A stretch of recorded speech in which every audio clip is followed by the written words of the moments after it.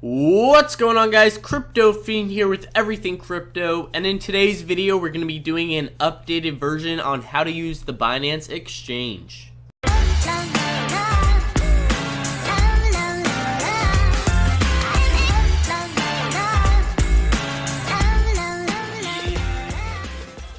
The reasoning for this updated version is that Binance implemented new features on their website that could prevent you from losing a lot of money. And that's what it's all about. It's about making those gains and keeping them. So for today, we're going to be doing a step-by-step guide on everything you need to know to start trading on the Binance exchange today. So if you guys don't know what the Binance exchange is, it's a place where you can buy a handful of different cryptocurrencies. You cannot buy Bitcoin on this exchange though. So if you're thinking of buying Bitcoin, you could do it through Coinbase or a couple other different websites, but you cannot do it on here. So what you want to do if you do not already have an account is go over here and press register. Fill out the basic information and get yourself logged in. I will also be leaving a referral link in the description. If you use that link, it won't cost you anything, but you will be supporting the channel and I would highly appreciate it. So once you're logged in, this is the page you're going to see. You're going to have some information up here, and down here you're going to have some security features. Now I highly suggest using some of these security features to prevent people from hacking into your account and stealing your hard-earned cryptocurrencies. So right over here, this is where you could change your password. Down here, this is where you could create an API private key. This isn't very necessary for the day-to-day traders, but if you want to set it up, you can. Over here, you have the two-factor authenticators. Now you have an SMS version and a Google version. The SMS version, what this is when you go to log into your account, Binance is going to send you a text message with a 6-digit numerical code. You need to enter that code in order to access your account. Down here with the Google version is Google Authenticator is an app that you download on your phone.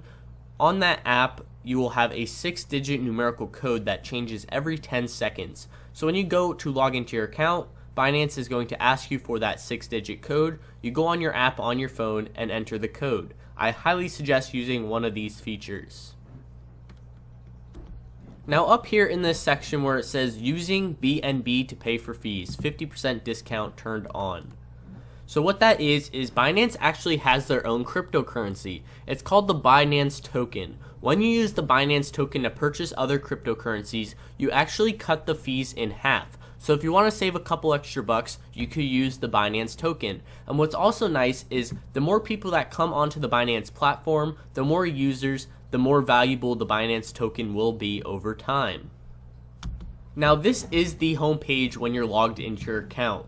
Up here you're going to have some news that Binance comes out with every so often. Right here, this is going to be all your most viewed cryptocurrencies.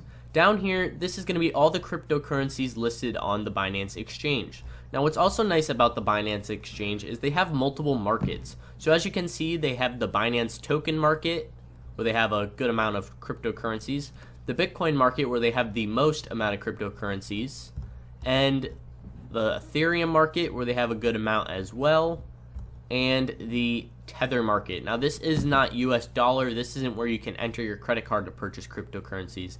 The Tether is a specific cryptocurrency that is valued around the dollar range for cryptocurrencies.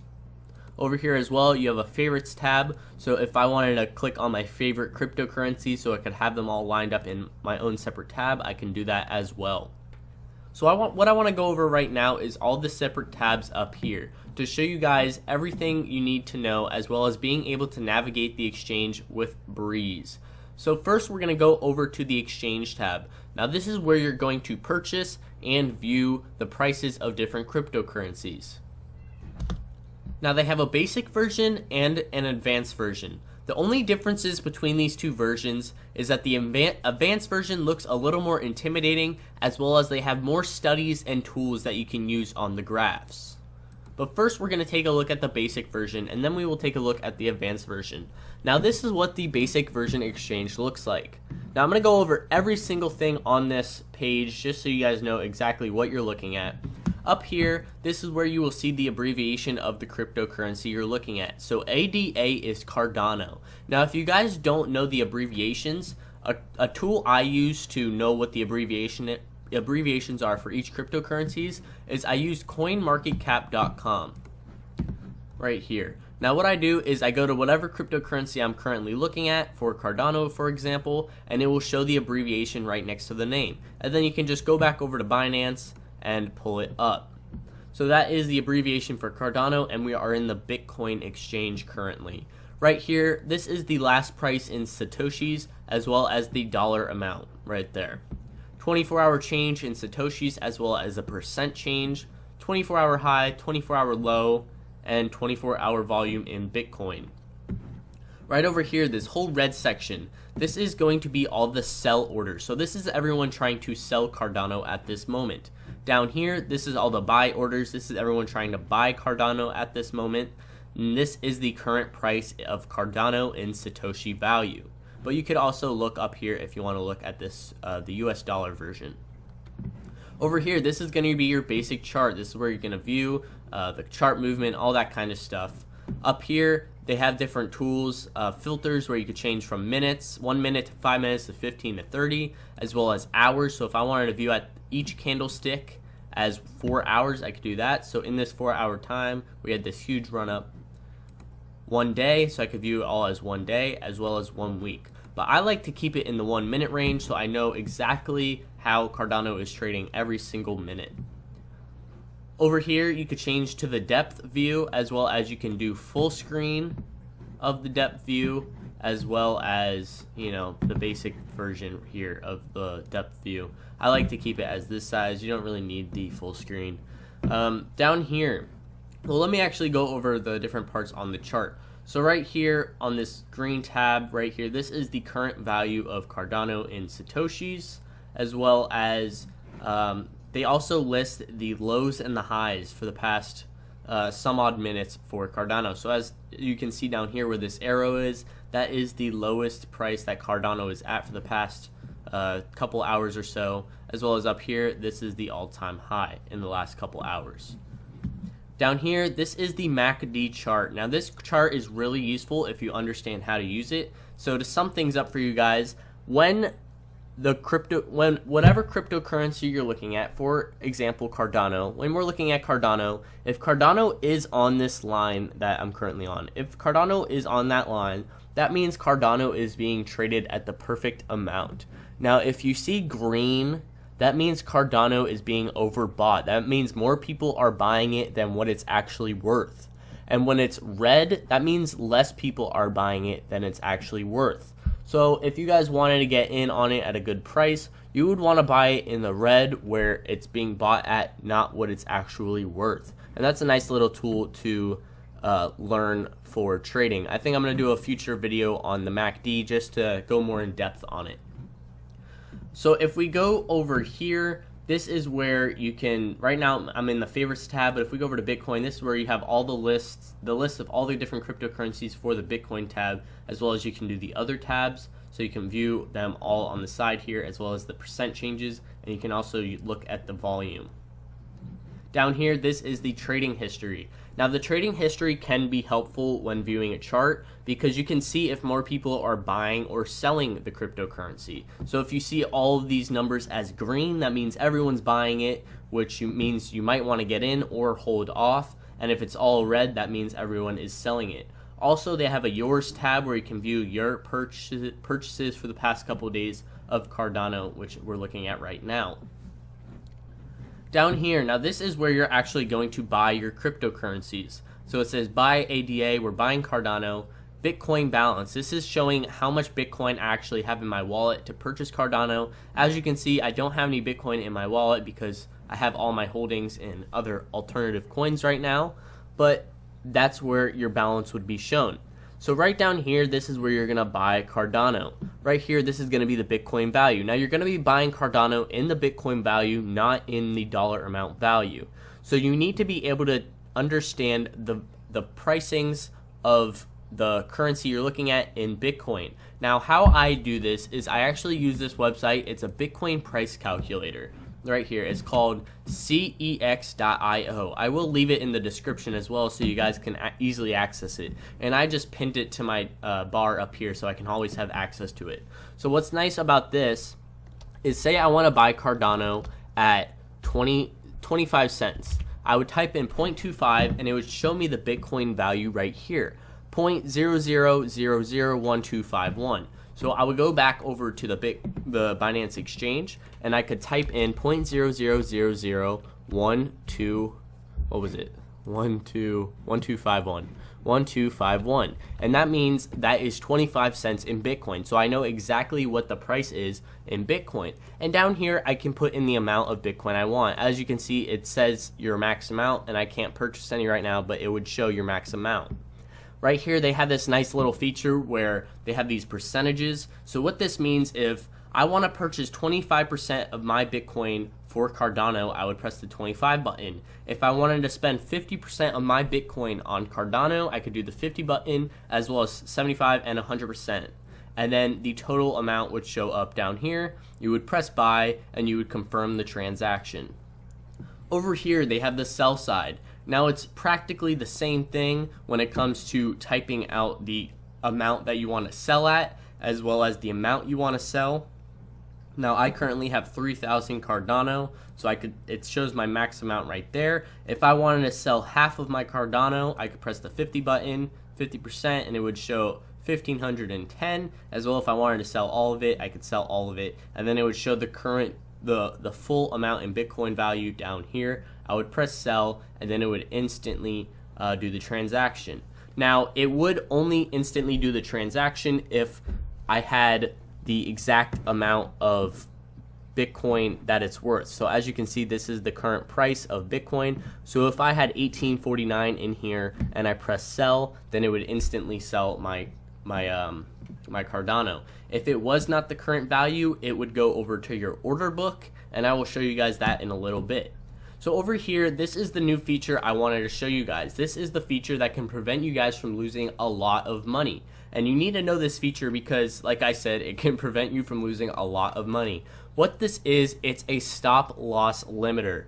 A couple other exchanges do have this, but Binance just implemented it into their website recently. And I'm so happy that they did it because this is hands down my favorite exchange, and they definitely needed this little feature. So what this is it's a tool where you can purchase cryptocurrencies as well as selling cryptocurrencies, put in orders and not be at your computer, and your orders will go through. So what I mean by this is I'm gonna explain for the buy and sell side, because the buying side and the selling side is a little bit different. For the buying side, for example, if you wanted to buy Cardano at 20 cents and it was currently at 25 cents, what you would want to do is you could enter the 20 cent amount right here, and then for the limit part you would enter a couple cents below the 20 cents, for example 15 cents. So what that means, and then you would enter the amount you want to buy and the amount in Bitcoin. You could also do the amount in Bitcoin you want to buy, but you could enter the amount you want to buy and you would press buy. Now what this would mean is your order would go into the order book, and you could leave your computer, you could go wherever you want, you can go on a date, you can go to the movies, you can log out of your account, and you don't have to sit on your account. And when Cardano hits and goes below that 20 cent range, you will instantly begin to buy Cardano. Now this is a really great feature because that means you don't have to be sitting on your computer all day waiting for Cardano to hit that price point that you want. So how it works is, like I said, if Cardano's at 25 cents and you put in a stop limit for 20 cents and then you put the limit for 17 cents, for example, when Cardano hits that 20 cent range, you're going to begin to fill your order. You're going to begin to purchasing Cardano, and you're going to continue to purchase Cardano through the 17 cent range.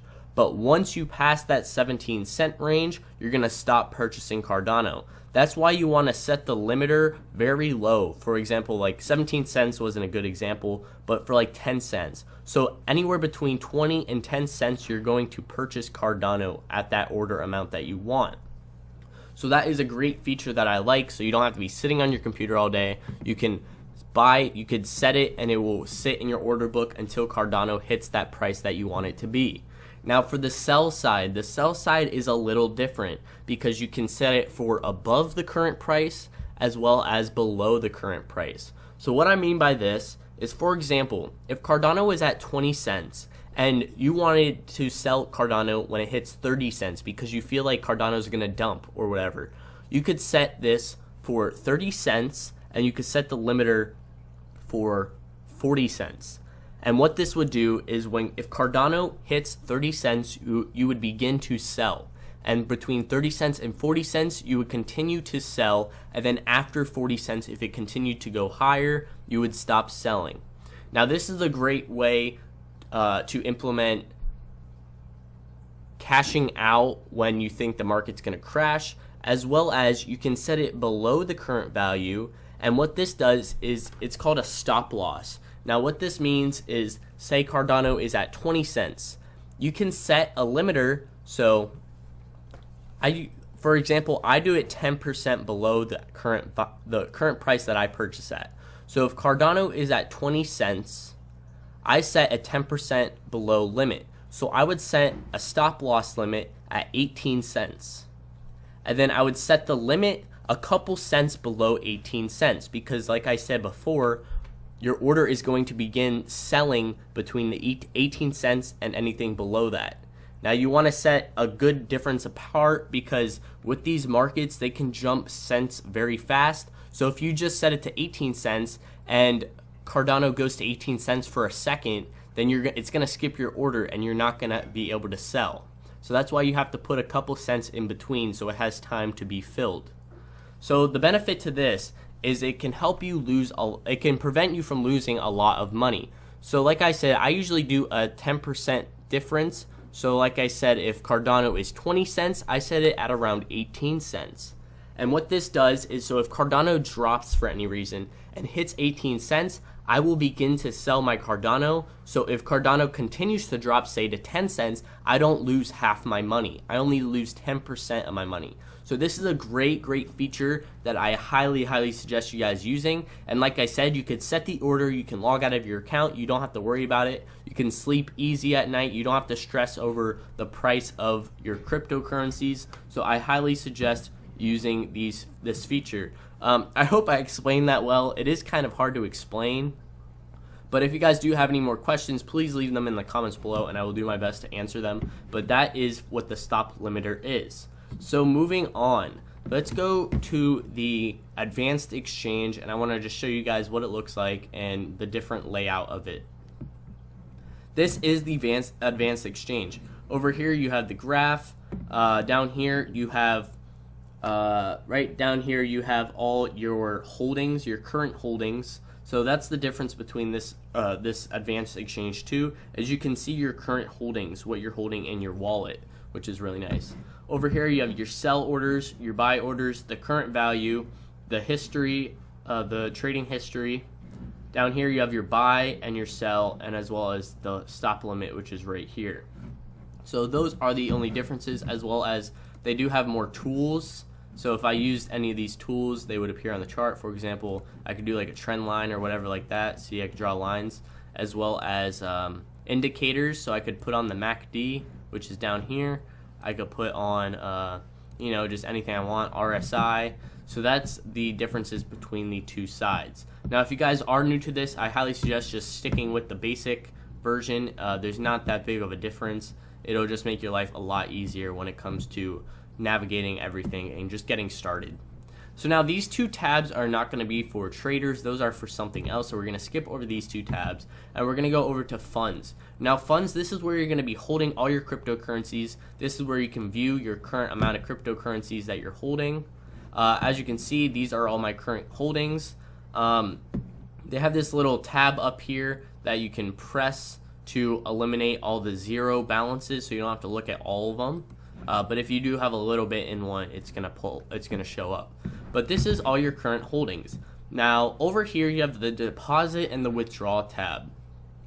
On the deposit tab, this means you are trying to add Cardano to your account. So if I pressed on this, it's gonna show this address. You could copy this address and you would put that address into whatever wallet or exchange you're trying to send Cardano from to Binance. So if you're trying to send a currency to this exchange, you would go to the deposit tab. Now, every currency does have a different address. So the Substratum tab is going to have a different address from the Cardano tab. So make sure you're on your currency that you're trying to send to the account. Now, I'm going to show you guys down here. The main currency that people send to the account is Bitcoin, of course, because that's the one you're going to be trading with. So you would go down to Bitcoin, you'd press the deposit tab, you would copy this address, put it in your Bitcoin wallet or Coinbase or whatever you're trying to send from to Binance, and then you would send it. Also, with the withdraw tab. Now this is the withdraw tab. I already have a wallet linked. You can link your wallets to the account so you don't have to copy and paste the addresses every time, but make sure your address is correct, because if your address is wrong, you will lose your money forever, and that would absolutely suck. So you would insert the address here that you're trying to send to, put the amount that you want to send, and then submit. So that is what the deposit and withdraw is. Going over to orders.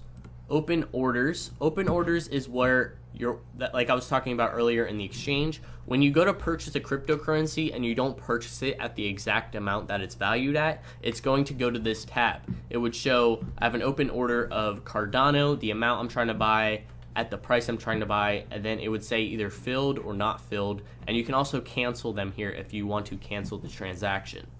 Order history. This is going to be all my order histories that I've put through the system, and what's really nice about this is if you want to print it out as like a PDF, you can do that right here, as well as trade histories. You can see all your trading histories.